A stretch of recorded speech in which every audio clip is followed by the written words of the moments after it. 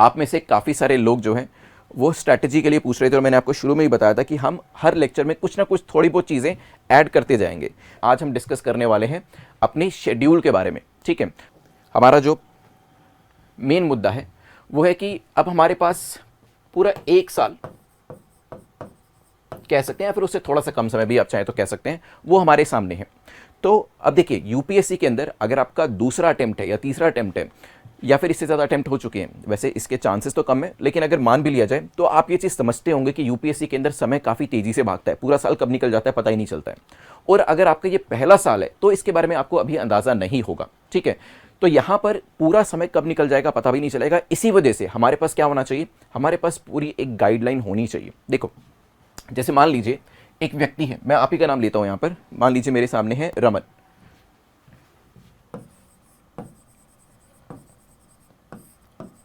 रमन अभी ए जगह पर है, यहां पर बैठी है, ये एक लोकेशन है और रमन को जाना है इस लोकेशन पे और रमन को रास्ता नहीं पता है। ठीक है, रमन को रास्ता नहीं पता है।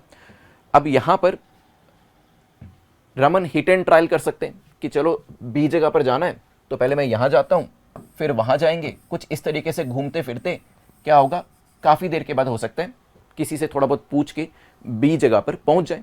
ठीक है, लेकिन इसमें क्या होगा, क्योंकि आप घूम फिर कर जा रहे हैं, आप अपना अंदाज़ा लगा रहे हैं, चीज़ों को मेजर नहीं कर रहे हैं, थोड़ा बहुत कभी कभी बीच में लोगों से पूछ रहे हैं तो पहुंचने में टाइम लग जाएगा।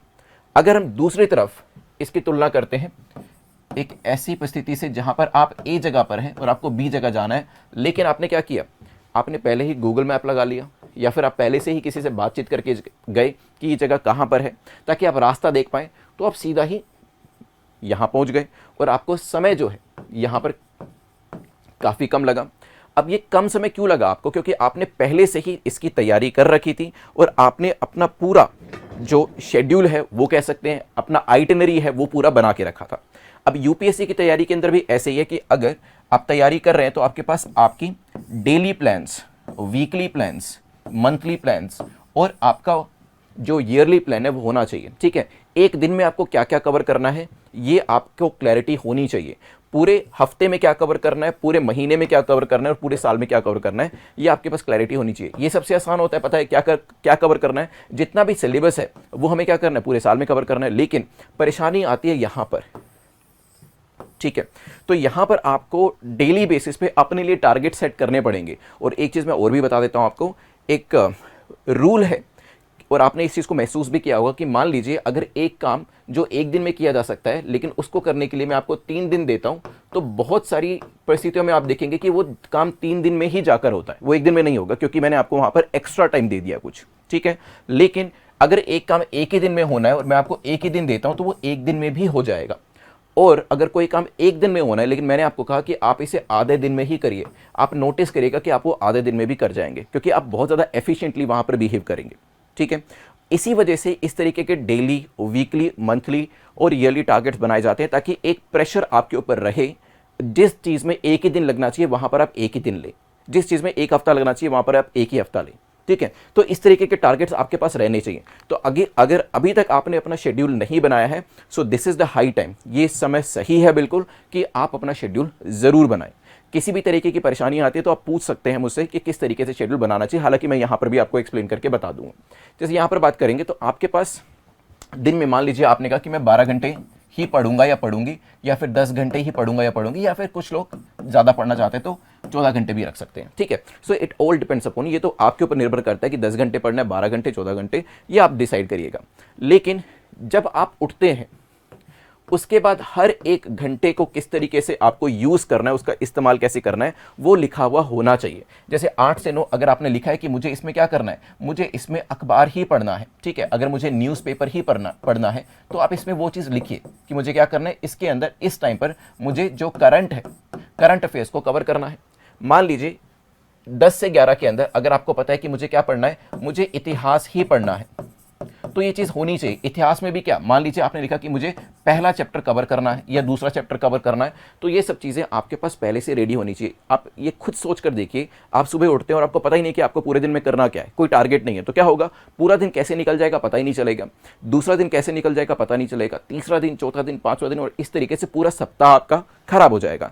सप्ताह के बाद दूसरा सप्ताह, तीसरा सप्ताह, पूरा महीना खराब हो जाएगा, महीना दर महीना दर महीना पूरा साल खराब हो जाएगा, और वो हमें होने नहीं देना है। ठीक है, तो हमें क्या करना है, हमें हर घंटे की अकाउंटिंग करनी है। हमें देखना है कि हमारे पास डेली प्लान्स हो, हमारे पास जो साप्ताहिक योजना वो है वो हमारे पास होनी चाहिए, मासिक योजना हमारे पास होनी चाहिए, और पूरे साल में हमें क्या कवर करना है वो तो हमारे सामने सिलेबस के तौर पे रहता ही है।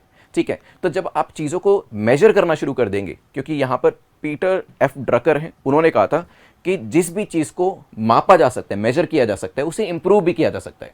अगर किसी चीज़ को मापा ही नहीं जा सकता, आपको पता ही नहीं कि आप किस डायरेक्शन में जा रहे हैं, किस दिशा में जा रहे हैं, तो फिर उसमें अपने आप को इंप्रूव कैसे करेंगे। तो अगर आपको किसी भी एरिया में अपने आप को इंप्रूव करना है, बेहतर बनाना है, तो सबसे पहले क्या करना पड़ेगा, चीज़ों को मापना, मेजर करना शुरू करना पड़ेगा। उसके बाद ही आप देख पाएंगे कि क्या मैं इंप्रूव कर भी पा रहा हूं या नहीं कर पा रहा हूं। ठीक है, तो सबसे पहले तो ये आपके पास होना चाहिए, ये आपके पास प्लान्स होने चाहिए।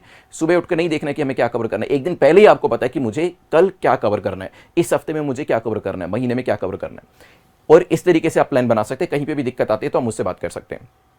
अब इसके बाद एक आपका रिवीजन के लिए जो स्ट्रैटेजी है वो मैं शेयर करता हूँ। मैं इस स्ट्रैटेजी को फॉलो किया करता था, और ये जो स्ट्रैटेजी है मैंने अपने ऑप्शनल सब्जेक्ट, मेरा ऑप्शनल सब्जेक्ट था साइकोलॉजी, वहाँ से ही सीखी थी। साइकोलॉजी जो सब्जेक्ट है उसके अंदर एक चैप्टर हुआ करता था, अभी भी होता है, मेमोरी करके। ठीक है, कि जो यादाश्त है उसको लेकर कि कैसे हम चीज़ों को याद करते हैं, कैसे चीज़ों को भूल जाते हैं। तो ये सब चीज़ें मैंने परीक्षा के लिए तो पढ़ी, लेकिन मैंने उसे अप्लाई किया अपनी लाइफ के अंदर, और उसके अंदर हरमन एबिंगोस करके एक कर्व दी गई थी, और इस जर्मन साइकोलॉजिस्ट ने बताया था कि हम चीज़ों को जो याद करते हैं तो उसे कितने दिनों के बाद या कितने घंटों के बाद भूल जाते हैं। ठीक है, अब ये मुझे काफ़ी दिलचस्प लगा। दिलचस्प लगने का एक कारण ये भी था क्योंकि कहीं ना कहीं मुझे भी ये सीखना था कि यूपीएससी के अंदर जो इतना विशाल सिलेबस है उसे किस तरीके से याद रखा जाए। ठीक है, तो यहाँ पर हर सप्ताह का जो 7वां दिन है आप उसे रिवीजन के लिए रख सकते हैं। तो आपने मान लीजिए सोमवार से पढ़ाई करना शुरू किया, सोमवार, मंगलवार, बुधवार, वीरवार, शुक्रवार, शनिवार। ठीक है, 6 दिन आपने पढ़ाई करी, और संडे या फिर आप चाहें तो लास्ट डे को मंडे भी बना सकते हैं, ट्यूसडे भी बना सकते हैं, ये आपके ऊपर है। लेकिन सप्ताह में एक दिन आपको क्या करना है, जो भी 6 दिन में पढ़ी हुई चीज़ें हैं उसे आपको याद करना है। मतलब वो जो दिन होगा वो पूरी तरीके से रिवीजन के लिए आपको देना है। ठीक है, फिर उसी तरीके से हर महीने का जो आखिरी दिन होता है, पूरे महीने में जो चीज़ें पढ़ी है आप 30 तारीख या 31 तारीख को बना सकते हैं, या फिर अपने कन्वीनियंस के हिसाब से 1 तारीख को भी बना सकते हैं, वो आपको डिसाइड करना है।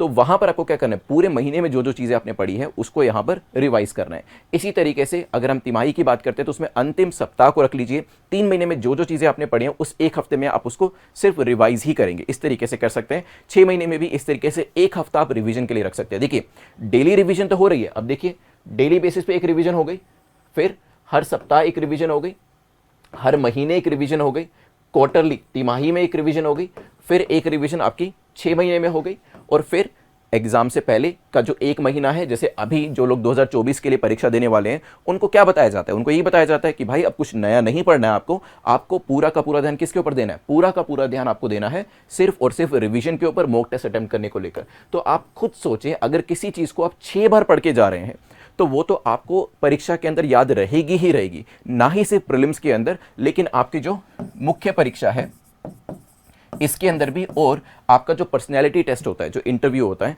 उसके अंदर भी आपको, साक्षात्कार के अंदर भी आपको ये सब चीज़ें याद रहने वाली हैं। और हमारा मकसद क्या है, हमारा मकसद यही है कि अगर हम 3 घंटे 3.5 घंटे की कोई क्लास कर रहे हैं तो इसका इस्तेमाल हम आगे प्रीलिम्स, मेंस और इंटरव्यू के अंदर कर पाएं। ठीक है, तो यहाँ पर इस चीज़ को प्लीज़ ध्यान रखिएगा। मतलब मैंने वही स्ट्रैटेजी आपसे शेयर करी है जो कि मैं फॉलो किया करता था। मेरे पास प्लान्स अपने रेडी रहते थे। शुरू में मुझे नहीं पता था इसके बारे में, फर्स्ट अटेम्प्ट में नहीं पता था, लेकिन फिर जैसे जैसे चीज़ों को जानना शुरू किया तो पता चला कि ये सब चीज़ें फैकल्टी भी बताया करते थे, टॉपर्स भी कुछ बताया करते थे। जब करना शुरू किया तो इससे फ़ायदा मिलना शुरू हुआ, और अगर फ़ायदा मिल रहा है तो मतलब ये चीज़ आपके लिए काम कर रही है। ठीक है, इस तरीके से डेली बेसिस पे जो लोग था वो बनाना शुरू किया कि किस घंटे में आपको क्या चीज़ें कवर करनी है। ठीक है, और इस तरीके से रिविजन सेशन को भी फॉलो करना शुरू किया। ठीक है, कोई डाउट है तो पूछ लीजिए, नहीं तो हम अपने टॉपिक्स के ऊपर आते हैं। अजीत कुमार जय हिंद ज्वाइन किया है आपने भी, श्याम जी भी आ चुके हैं।